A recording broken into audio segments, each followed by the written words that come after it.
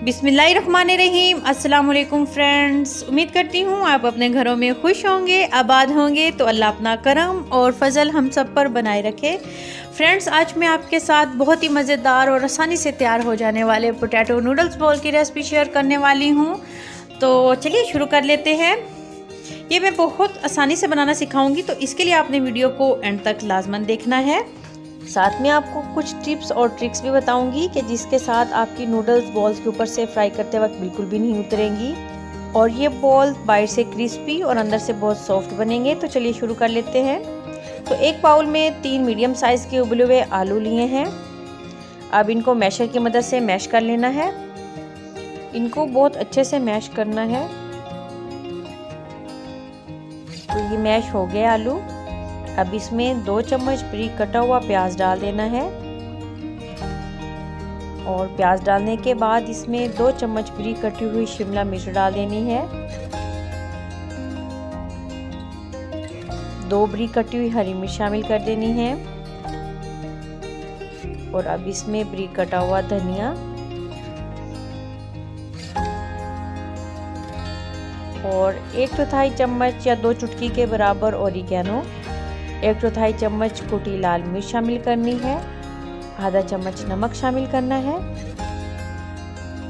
आधा चम्मच काली मिर्च पाउडर और जो नूडल्स में एक टेस्ट मेकर आता है वो इसमें आधा डाल देना है। अच्छे से तमाम चीज़ों को मिक्स कर लेना है।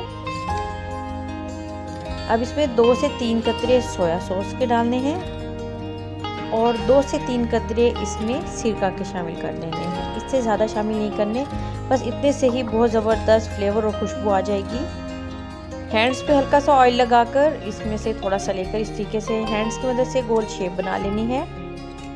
तो ये शेप बना ली सबकी। शेप दे लेने के बाद जो अगला स्टेप है वो ये कि 2 चम्मच मैदा लेकर इसमें थोड़ा पानी डाल के इसको मिक्स कर लिया।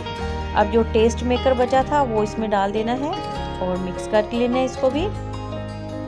नूडल्स ली हैं और अब इन नूडल्स को हाथ की मदद से छोटे छोटे पीसीज में कर लेना है इस तरीके से।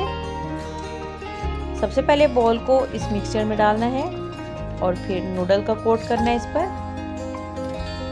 हल्के से हाथ से इसको सारा रोल। तो देखिए कितना ज़बरदस्त कोटिंग होगी नूडल की। इसी तरीके से तमाम बॉल्स पे कोटिंग कर ली है। ये देखने में ही बहुत ज़बरदस्त लग रहे हैं और जब ये फ्राई हो जाएंगे और खाएंगे तो बहुत ही कमाल का टेस्ट है। मीडियम टू हाई फ्लेम पर ऑयल गर्म हो चुका है। अब इसमें कोट किए हुए सारे बॉल्स रख देने हैं और मीडियम टू हाई फ्लेम पर इनको फ्राई कर लेना है। चम्मच की मदद से आहिस्तगी से इनकी साइडें चेंज करनी है ताकि नूडल्स ना उतरे। तो बहुत ज़बरदस्त गोल्डन कलर हो गया। अब ऑयल से निकाल लेना इनको।